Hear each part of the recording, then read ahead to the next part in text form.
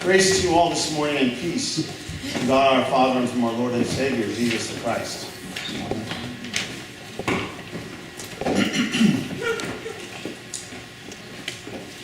Elijah was having a bad day. A very bad day. And I'm sure you noticed Peter's wasn't going much better there for a moment. Elijah had had the confrontation of his life. Society at the time of Elijah was not very different from our own. And there were forces opposed to each other, each believing to the very root of their being that they were right. And therefore, by implication, those on the other side were absolutely wrong, misguided, deluded, or, at worst, evil. And they came into conflict with one another. It was not an even fight. It was Elijah against 400. Elijah was not looking forward to the battle. But he managed to muster whatever courage he could, believing that God had invited him, called him to enter into the battle, and so, come what may, Elijah entered in. And sisters and brothers, he won. One against 400. Terrible odds for the one. But Elijah had God on his side. And he overcame. I misspoke a little bit. It was Elijah against 401. He overcame the 400, but the one survived, who just happened to be a person of power in the society at the time, who vowed that because Elijah had destroyed her 400, she now had one goal in life, one direction for her power and her energy, and that was to destroy Elijah in kind. So coming off this major victory, Elijah hears that the queen is less than pleased with him. And now he runs. He runs for his life. He runs in fear to get away from that which frightens him. He runs and runs to the mountain where God lives. And up to that mountain, Elijah brings all of his fear and anxiety and worry and concern, all of his devastated hopes and brokenness. He brings that all up to the mountain where he believes he will find God. He brings all of that with him. In fact, it is him. Elijah, the hero of God, is, as we find him at the beginning of this reading, a wreck. Elijah, says God, what are you doing here? Oh, Elijah says, I've been the hero. I was the victor. I've been very zealous, very committed to my faith. I did what I was called to do. And now I'm going to die for it. Just me. All alone. And you can hear the subtext in Elijah's protest. What was the point? Now I'm going to die. I, the last one, will die. And then what happens? God says, there's a paraphrase, right? Elijah, calm down. Take a moment. Just chill out. Wait here. I will come to you, and then we'll see what's next. So Elijah takes all of his anxieties and all of his fears, and he hides in this cave in the mountain, waiting for God to come by.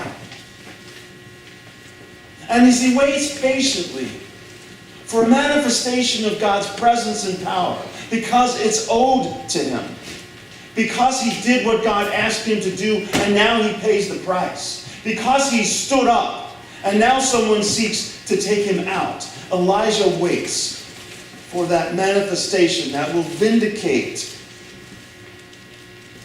his efforts, his courage. Elijah waits, and a mighty wind comes and almost tears the mountain up from its roots. And Elijah thinks, this certainly must be God. But it was not God.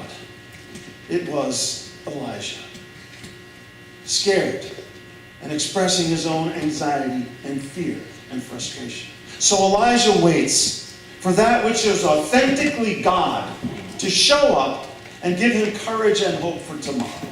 And then as he waits, an earthquake shakes the mountain. And Elijah thinks, certainly this must be God, the all-powerful God, come to vindicate me.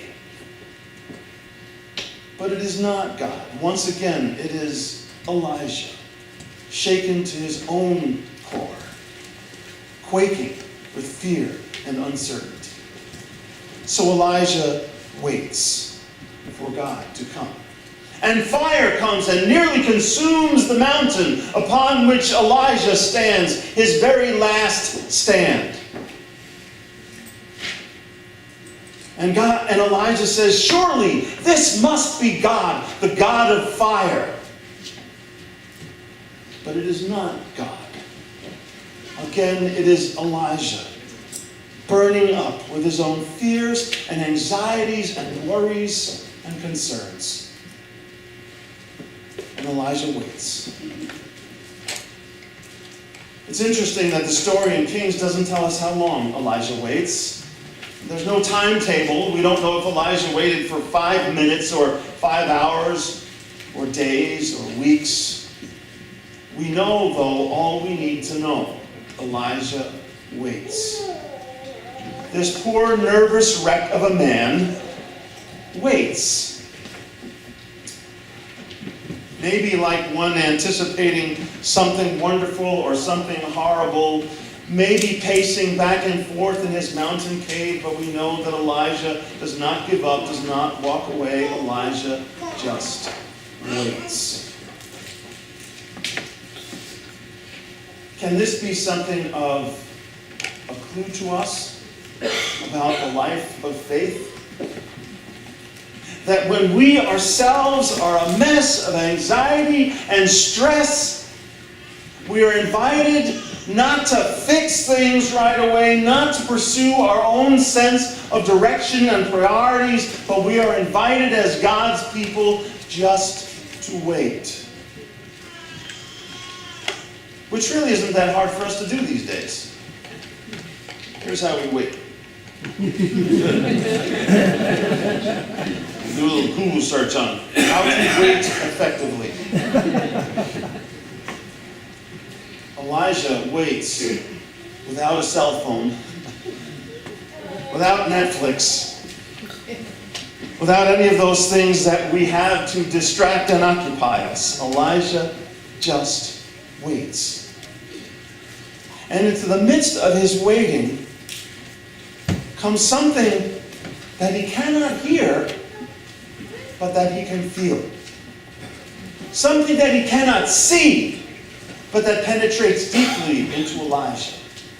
And it is, as the best we can translate, a sound of sheer silence.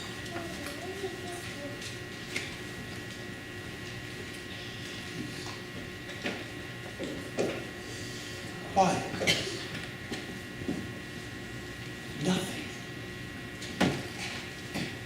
And in that nothing, in that silence, in that space, Elijah recognizes God. Elijah is wind. Elijah is earthquake. Elijah is fire. God is sheer silence and peace and a new beginning. Elijah, says God, what are you doing here? All Elijah has is his monologue. He says the same thing he said at the beginning, but we can imagine that it has a bit of a different sense, that Elijah is now a little bit more reflective, perhaps a little calmer. He's like, what God is going on? Now that you're here, tell me what's next. And did you notice what the assurance is to Elijah? Do you notice what God says to him, which I think is so important and meaningful for us as followers of Jesus? If we can just skip for a moment and save for a Bible study at a future time that whole bit at the end about killing and killing and killing, can we just suspend that and put that on the side? Because it distracts us from the most important point. What is it that God says to Elijah that changes Elijah's perspective on his situation? That's a question. I have an answer, but maybe you have a different one. Anybody? You're not alone.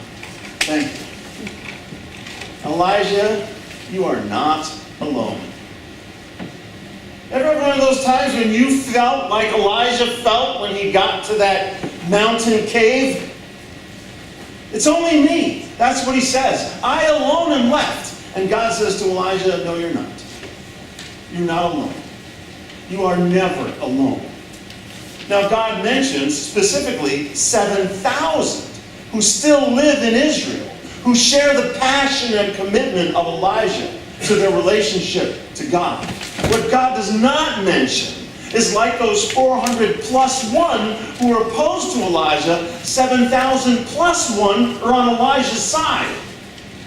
And just as in that opposition, the one made all the difference, so too in the support and commitment and companionship. That one makes all the difference. That one is God. Elijah, you are not alone. I have not given up on you, and I have not given up on my people. Elijah, be my hero. Be courageous. Continue the work. Speak the word. Now, I'm not too sure, sisters and brothers, honestly, I'm not too sure if Elijah had a much better day after that. It was probably still a little bit of an awkward day, a difficult day, but at least Elijah knew the most important thing, that he would therefore from that moment on be working with God. And Elijah's bad day got a little bit better. And I suspect that Elijah continued to cooperate as he continued to yield to God's purposes in his own life. His days got much, much better until God brought him home.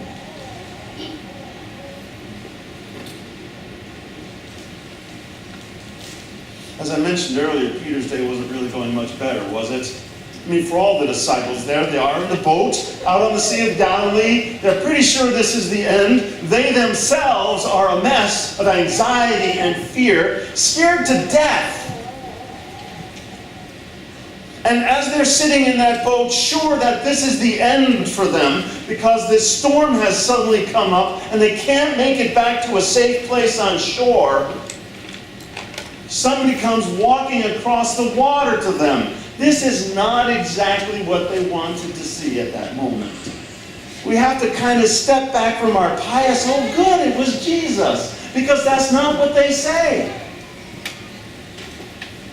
In words that will be echoed down through the centuries to finally appear again in powerful ways in the Casper cartoons, it's a ghost! They shout. And if they could have, it would have run away, but there was no place to go. And the message given to Elijah is the same message given to those frightened disciples who are beside themselves with fear, outside of their right minds with concern. The same message is given to them. Don't worry, you're not alone. I'm here. It's me. They couldn't recognize Jesus at first because they were so frightened, off balance. But Jesus invites them back to the center of that relationship that will stabilize them. But Peter needs a little more. If it is you, he says, let me come walk on the water with you. Now I'm thinking about this story this week, and I'm thinking, okay, let's say it's not Jesus, just for the sake of argument. Let's say it's a ghost or a demon who's coming to tempt the disciples or to undermine them somehow. This is a kind of a dopey request. If I'm a demon coming across the water, and Peter says, hey, if it's really you who's pretending to be Jesus, tell me and I'll get out of the boat and walk across the water. If I'm the demon, I'm like, sure, come on, Peter, no worries. Peter didn't stop to think. Perhaps Peter, like Elijah, recognized something in his heart to indicate that this was God. And he steps out of that boat and begins to walk on the water. And he's doing fine. Ever wonder about those other 11? Right? They're still in the boat. And I wonder, you ever wonder what they were thinking? Shoot, wish I had asked. I mean, that would have been cool, right? I think that maybe some of them were saying that. Or that is so cool. Look what's going on there. Until our dear friend Peter. You know what Peter means, right? Yeah, exactly. We were in Tahiti, and there was a place we were walking past this cliff, and there was a sign on it in French. It said "Chutes Pierre," "Chutes Pierre," which means falling rocks. Peter has no business walking on water because his name means rock, and he sinks like a stone when he takes his eyes off of Jesus and thinks once again that he's alone. When he looks around himself and feels the wind and sees the waves and thinks, I can't do this. And he can't on his own, and begins to sink. And Jesus reaches out his hand and pulls him up and says, you of little faith, why did you doubt? I'm right here. Keep your eyes on me. You're not alone. It's not just you. It's never just you. But when we get frightened, when we get preoccupied, when we become that bundle of anxiety that's sure that nothing is good is going to come out of this present experience, then we lose our vision. We get wrapped up in ourselves and lose our center. And like Elijah and like Peter, we become obsessed with this and forget about this. We forget about God who is there and lose our sight. Sisters and brothers, the message to Elijah and the message to Peter is the same as God's message to us. You are not alone. God loves you. God is looking out for you. God is committed to you. And sometimes when we start sinking, it's because we forget that. We lose sight of that. We lose touch with that. So here's what I want you to do when that happens. I think I mentioned on many Sundays, I'm wrapping up here, don't worry. Some of you are thinking about that, so I just forget it. I know I mentioned on many Sundays when I first come out for worship that one of the chief blessings of being your pastor is just that first moment coming out on Sunday morning, and here you are. Donna and I were talking about coming into the parking lot, and I mentioned this to you a little while ago, 9:45, and there's nobody here. And I'm thinking, if nobody was going to come, they could have at least called me. I would have slept late. But then the miracle happens, right? This wonderful miracle. And I wish that I could share this view with all of you. Maybe, Paul, one Sunday, instead of the camera on me, it should be on y'all. Because this is how God shows up in every single one of you. In bread and wine. In music and prayer. In encouragement and hope. In the love that we feel for one another. Long-term members, new visitors, whoever you are, you belong here. Because God has invited you to step out of life onto this place, into God's arms, to know grace, to know encouragement, to know love, and to know that you are not the only one. That there's a community of grace and power and purpose that needs you, that embraces you, and that we walk together. So when that fear and anxiety strike, when you're sure there is no future, remember that God is always with you. Concretely in this community and in other communities where you will find God powerfully present. Come and take advantage of the grace available. Come and be centered and rooted once again in your right mind, in your relationship with Jesus, in the love that never ends.